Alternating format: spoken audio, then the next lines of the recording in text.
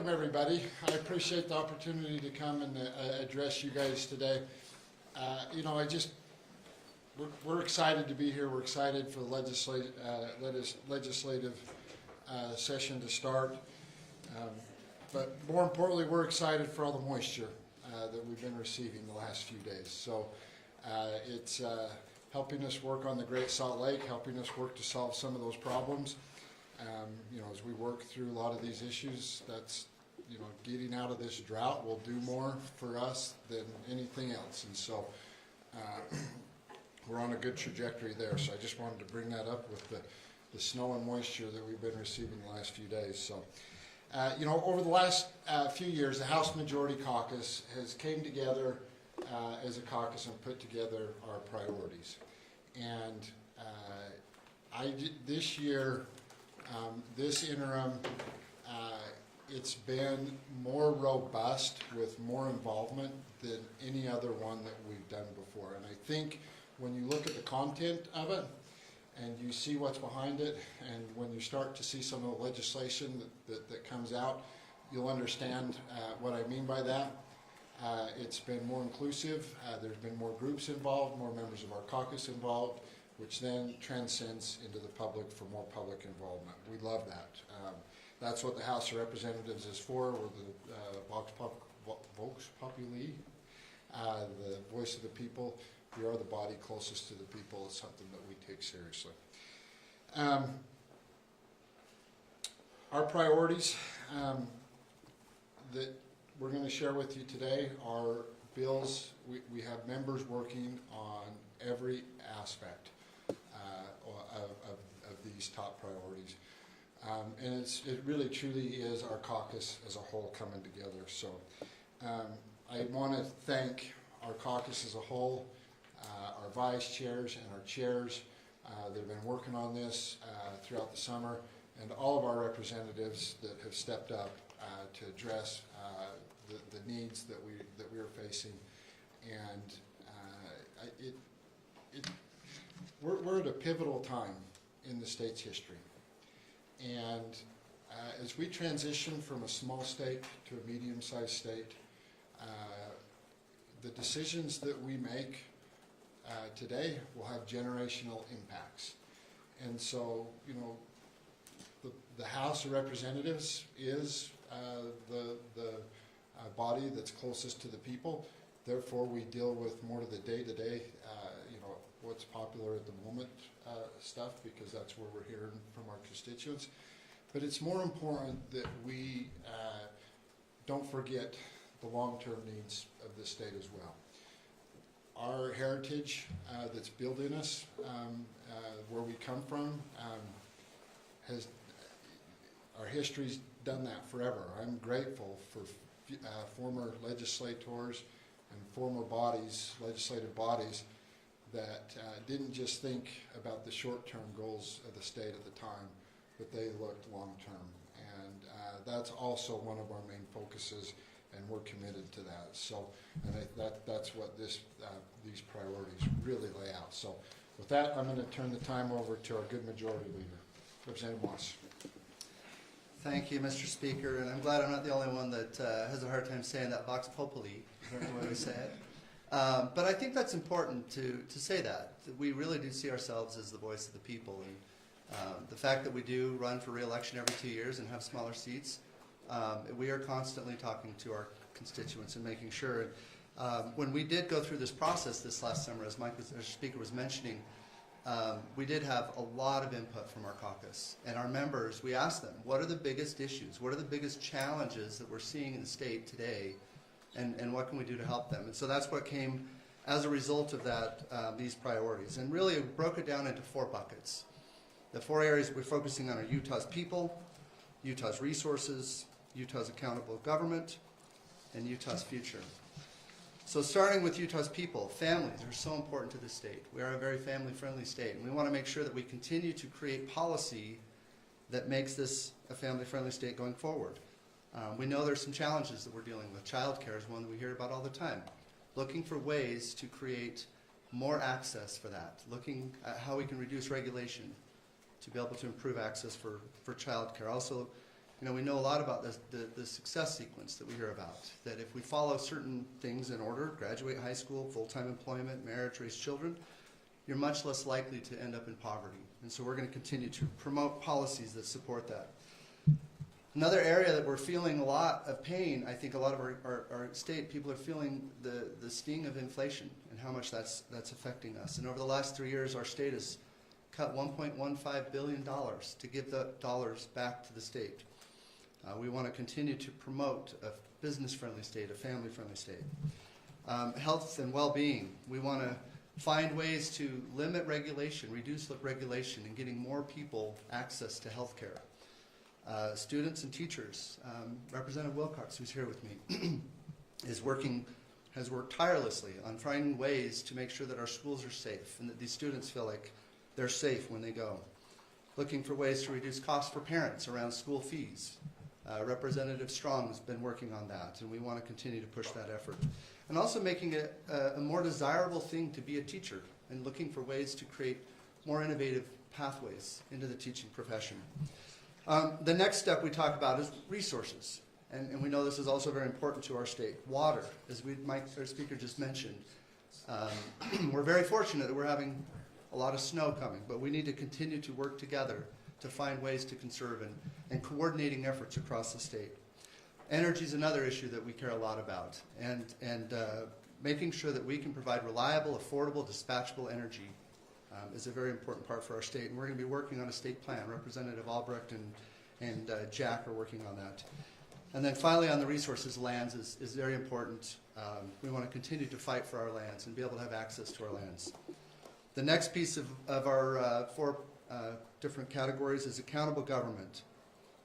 We believe that the federal government continues to overreach, and we want to continue to push back on that overreach and fighting for our state rights.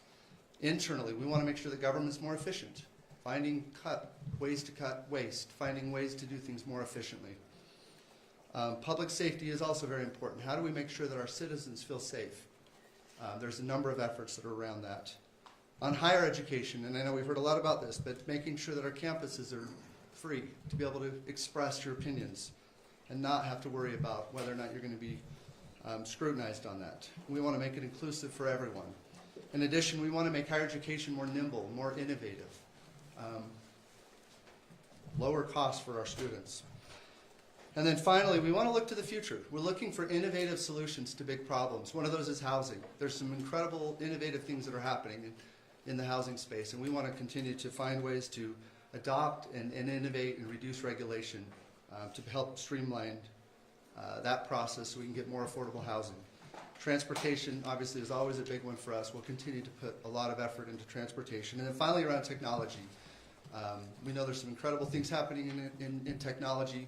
We want to look for ways to embrace new technology, but also make sure that we're safeguarding our data, making sure that our citizens are protected on the data side. So that is our 4 pillars. We're very excited, and at this point, we're open to any questions you might have. No questions? Okay, let's go. We have a few questions. Mr. Speaker, so related, I know that the majority of the leader touched on this, but in terms of DEI and the governor's concerns about DEI and what he calls political statements that applicants at higher ed have to endure before they get a job or are considered for a job, are you committed to removing DEI programs from Utah colleges and universities? Well, I think we need to, what really needs to happen is we need to relook at how we do things, right? And I think creating the DEI, it's become so divisive. And we need to look at making sure we're creating opportunities for everyone and creating opportunities and ways to unite people rather than divide people. And so I think it's important for us to recognize that there are inequities out there, and that there has been and there is racism that does exist, and that it should not be tolerated, period, end of story, and that everybody is not created equal, everybody is not, sorry, excuse me. Let me, please scratch that. That's not what I'm saying. Everybody does not have equal opportunities. I think that's so important to know and recognize first off. And so let's find those kids that are at risk. And regardless, let's do our best to wrap our arms around them and help them. And that's what we're focused on. And creating that policy is going to be critical. And we're going to have to be careful in how we do that. And we're going to have to go through the process and see what it looks like. Should DEI programs be eliminated at colleges and universities in Utah? I think the way that a lot of colleges and universities that have done them, it's creating more division than more uniting. And so there's some universities and colleges that have done ways that unite, and that's what we want to focus on. And so there will be legislation. There will be legislation related to this. And, yes. and do you know what it is, and are you on board? Yes, we are. We have spoken about it with our caucus. Representative Hall is working on that. The bill will be coming out shortly, within the next few days. And we, as we know it and as we see it exist right now, we are on board with it. But it's important that it goes through the process, and let's get the feedback. Let's see what it looks like. And you know, ultimately, that's one thing I love most about this process is you think you can have the best idea in the world, and as it goes through the process, it can get refined, changed, tweaked, and most of the time it becomes a better bill. So Representative Hall, are you able to elaborate on what your bill will do? I want to keep it high level for right now. Once the bill becomes public, and then the details, we can talk more about the details. If that's okay, Representative Paul. But I Other understand questions? why you don't want to talk about this, because it's all you've talked about. You were at the Utah Eagle Forum on Saturday, and you said that you've gotten calls from professors across the state who have asked you, Professors and for taking faculties, this yeah. on. So why won't you talk about what's in the bill? I'm told I did. that there will be a move to, or at least one aspect of the bill is to completely eliminate DEI programs at state colleges and universities. Is that in the bill? What is in the bill is how we look at it, and I did. I talked about high level about what we're doing, and I'm not afraid to shy away from that, Brian. We talked about what we're doing, and that is creating opportunities that work to address the concerns that are out there for every student that is at risk. Period, end of story. Doesn't matter. We will actually look to expand what some of those opportunities are, bigger and better. And that's part of what we're trying to do, is we want to make sure this is an opportunity driven process with initiatives that help any at-risk student, period, end of story, and at the end of the day. It's important. There are some inequities out there that exist. I'm not here to say there's not. But you can't say that what's happening out there today in some of these institutions isn't divisive and creating further division in our communities. And it's not right. It's time that we work together to unite us. That's what this bill does. But if your caucus is on board, what's the delay in letting the rest of the public know? Wouldn't that go towards? I just did. We're not defunding it. We're reshaping the way DEI offices look. We're not getting rid of the programs in general. We're reshaping what they look. I've addressed the answers. Next question. Mr. Speaker, on housing, in many areas it's illegal to build the kind of house a young family can afford. What can the state do when cities aren't willing to relax their zoning restrictions? I think it's best, let's look to create opportunities, incentives to work with the cities. We've had several meetings on that just recently. The UEOC has dove into this. It's a great question. The House of Representatives, the governor, the legislature, we really want to work with the local governments on creating opportunities for home ownership. And I think that's important. Creating opportunities for our kids and our grandkids to buy houses and have home ownership and live the American dream. So we're committed to working with our local governments. Had a meeting today on a couple of issues with the League of Cities and Towns and other stakeholders. Representative Musselman's been working on this, Representative White. There's several people out there working on it as well. So If they were here, I'd let them talk and address it, but they're not here with us today, but it's something that's important. But not looking to And- overrule them, but looking to steer.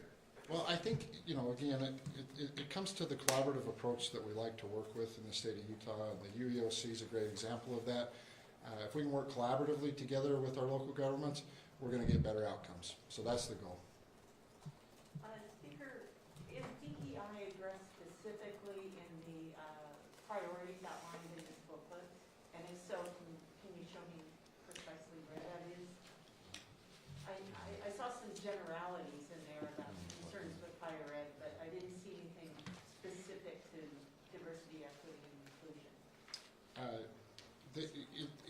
In this booklet, it's high level, right? And I'm happy to talk about, there's higher ed reforms in there, and that's part of that. And that's the thing is, like, to me, there's bigger things out there in higher ed that we need to focus on. And let's focus on 3-year degrees, right? Let's focus on getting our kids through the program sooner. I was talking with an employer the other day, in fact, yesterday, talking with us, that basically said we want to work to get the kids even before they go into the higher institutions. And so it's important that we work to get this right, so that we can continue to keep our universities viable in educating our kids. If we don't kind of change the course in what's happening, businesses are going to be looking for other ways to get their workers. And so it's bigger than just the DEI, and that it is under the higher ed reforms in that booklet, and that's one of the things that we're going to look at as well, is how do we get kids through the system quicker, an ROI, return on investment. We would love to see as many 3-year degrees as possible. Let's see what we can do to work on that with the Board of Higher Ed. So last month we saw a lawsuit filed challenging the social media restrictions that are supposed to take effect beginning of March. Do you expect that we might see some changes to those restrictions, or might the language of those change before the March 1st date? We will see a bill likely coming forward fairly quick, early in the process, that addresses some of those concerns. I am not up to date on what those are specifically, and not prepared to speak on that specifically, but if you reach out to Representative Tusher, he can work with you on that. So the report has this line about energy. We will implement policies to ensure Utah energy providers meet Utah needs. Yeah. What are those policies, and what are the energy providers you're addressing? Yeah, so it's concerning to us to see a lot of the regulations coming down at us from the federal government. We're not opposed to looking at other alternative ways to produce power in the state. In fact, we're actually really supportive of that. We'd like to actually look at what the opportunities are that are out there. Unfortunately, the federal government's tied our hands in regards to reliable, dispatchable energy. Solar, wind, all those things are good. We will continue to work to develop those types of programs. We'll continue to work with Rocky Mountain Powers and other power providers to work on renewable energy resources. But the question has to be asked: if we shut down our coal-powered generation, by the which is some of the cleanest in the world, then what? Where do we get our power from? We can't, a lot of states have transitioned to natural gas. It's something that we as a state would love to look at, but we can't get the pipeline, or we can't get the permits to get the pipelines across federal lands. We can't get transmission lines to build the power plant somewhere else to get it power to the grid, and so. And quite frankly, we don't produce enough natural gas in the state to do it. So we'd have to import natural gas from other states, which isn't bad. We could probably still do it. But the biggest thing is how do we get the natural gas to the power generation? Because we can't get the permits. The next, nuclear. We'd love to have the conversations around nuclear. We're going to start talking about nuclear, and I'm going to allow Representative Moss to talk about some of the things that we're working on. But that's 9 to 20 years, 12 to 20 years to permit that. And they're trying to shut us down in just a few years, or maybe up to 9 years. And so, you know, then what? Where does our reliable, dispatchable energy come from? You know, we're already in many parts of the country seeing blackouts, and on the verge, the grids are on the verge of collapse many times. And so, and on top of that, we're looking at a society that's electrifying and going and using more electricity. The last number I saw was nationwide demand is supposed to double over the next 20 years. And so it's important for us to take a stand and say, no, we are going to protect our current power generation while we look for new ways to develop, innovate, and move forward in a responsible way to renewable energies and to be good stewards of the environment. It's something that we're committed to. This year we created the Conservative Environmental Stewardship Caucus. We're going to work through a lot of these things. We do care about it, but it's important that we work with our power our Rocky Mountain Power. I mean, we've asked them, okay, so then what? And they don't have an answer. So if our power providers don't have an answer, certainly we as the state don't have an answer, and more importantly, the federal government doesn't have an answer for us. In fact, they just tie our hands. So we're going to work together.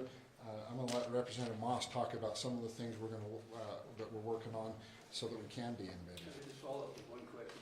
Are you changing the way, or do you want to change the way that Rocky Mountain Power is regulated? I think it's important for us as a state to recognize what the values of Utah are and some of the other values that we're coupled together with under the Rocky Mountain umbrella. And I think if there are other states that want to gamble on their state's energy future, that we go ahead and let them do that. We want to take the state of Utah, make sure that we protect the citizens inside this state, and we have been working with Rocky Mountain Power to do that. And so we're going to find a way to make sure that Utah's power is protected while working on some of the things Representative Moss has talked about. So there will be changes in PSC regulations and that sort of thing? Yes, we are working on some of those things right now collaboratively with Rocky Mountain Power, because they're saying the same thing to us. Then what? We have no options. So we're fine, and we're committed to looking at alternatives down the road. We think it's smart. We want to do it. We're just going to do it in a responsible manner. Great questions. And speakers hit on most of it, but the main things, we had an interim group, and we spent, 8 different meetings where we talked about energy. We had a number of different folks from different energy sources, uses come and meet with us. And one of the first things we realized is when we started talking about the future, what is our current use? What's our future need? And how are we going to get there? And what we realized as well is that nobody had the answer. And we started to, we talked to Rocky Mountain Power. They have an IRP. They have a pretty good idea. We have munis and co-ops that have an idea. But we've never as a state leaned in and said, what is it that we need and how are we going to make sure that we can continue to provide the need that our residents have? So a couple areas, we're going to be putting a planning process together where we're going to put some resources behind making sure we know those answers. That's a big part of it. The other thing is we're looking at standing up a state energy lab that really is focused on all of the above, alternative energy, looking at any other thing that we can use as potential energy sources, and not just for electricity, but for all energy. And so partnering with this is actually a collaboration, it's Representative Watkins that's running that bill, and partnering with the San Rafael Research Center, but looking at what are the great new innovations, new research that's being done out there across our universities. What are things that we know are happening inside industry that could have a lot of promise, but haven't realized their full potential. So she's going to be working on an effort around that as well. So those are the main things we're working on. Couple more questions. Speaker, can you talk about how many copies of the book were published, the cost, and who's paying for it? I assume it's probably your speaker's staff or something. No, not all of it. Some of it is being paid for if it's state related, then and it's constituent driven, then it's being paid for through our House budget.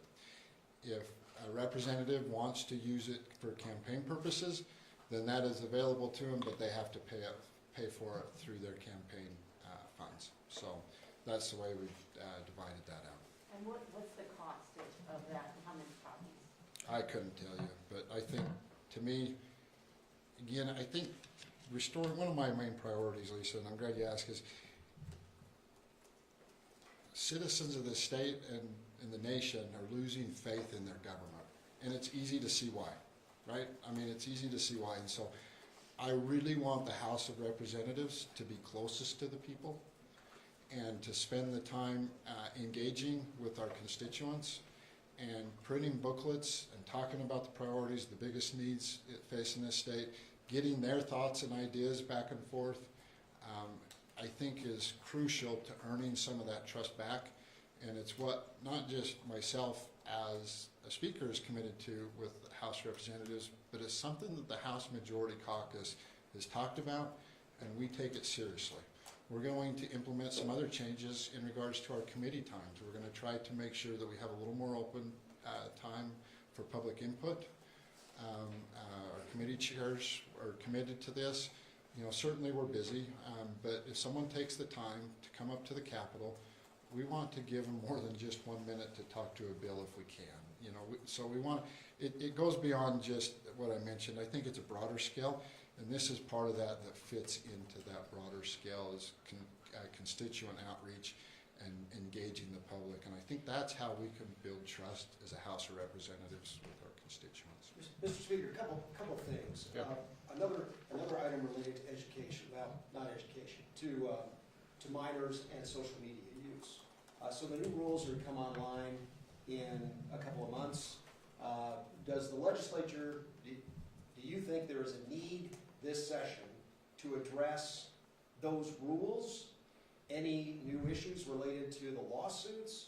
And if there is a need to do it, what are you going to do about it? Yeah, so I'm not going to get into the details. Those questions are probably better fit for Representative Tusher. So I'm going to talk macro, high level.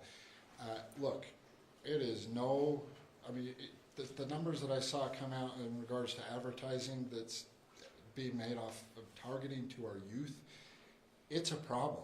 The studies show it's a problem. We need to stand up and make sure our youth are protected when it comes to social media, that we're working with parents.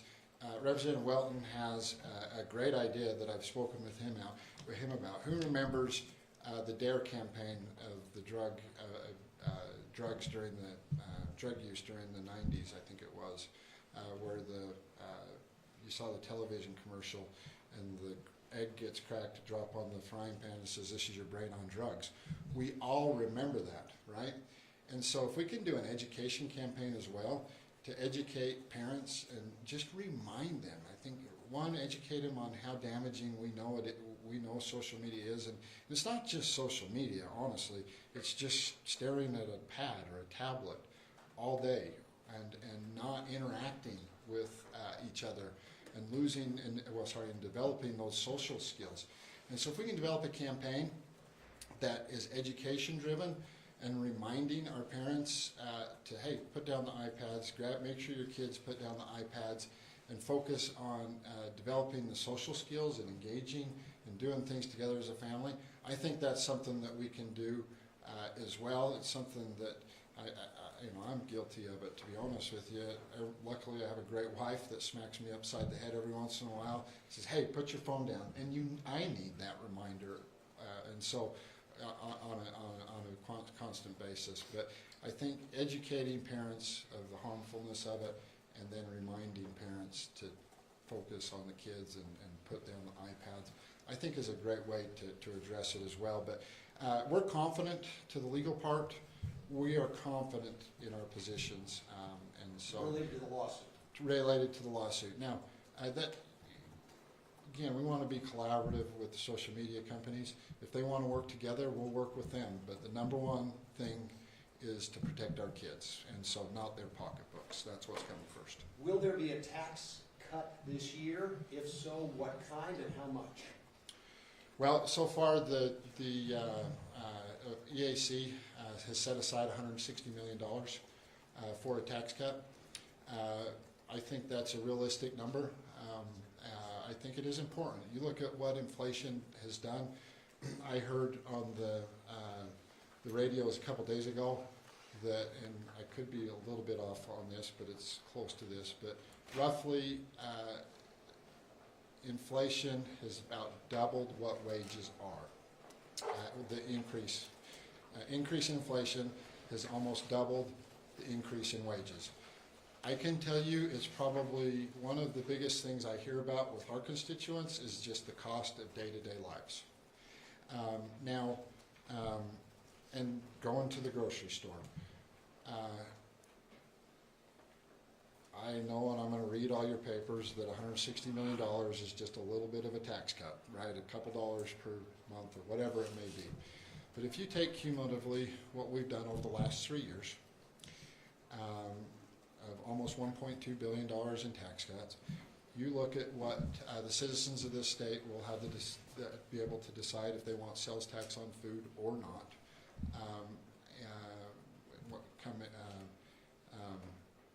At the ballot box. And you take all those combined with a tax cut this year, it's approximately a 10% tax cut on your income tax. That starts to add up. I was driving with one of the staff members just the other day from this house, from the House of Representatives, that has just bought a house recently, talking about a couple $100 a month in their budget. These things add up to family members. These things add up to our constituents. We can be more resourceful inside the state. We need to do that. So we're going to look for areas where we can take a scalpel to the budget cut. You'll see our appropriations committees will be working on that over the next several weeks. And so I think we're going to be looking to reallocate some money and then look for some money where we can do a tax cut. Income tax cut? That's the discussion so far right now. Sales tax on food will be on the ballot, so I think that's the most likely place to look is on an income tax. And is 160 million the right, you said Executive Appropriations thinks it's the right number.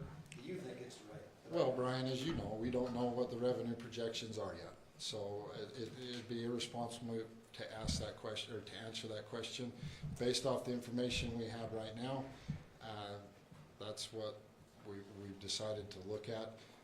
But as we move forward and we go through the appropriation process, we see what the needs are out there, then I'm confident we'll end up in a good spot. But to be able to predict where that spot is, I can't do it right now. One last question, then I gotta get. Where you at? No? Oh. Okay, thank you guys. Thanks for coming, appreciate it.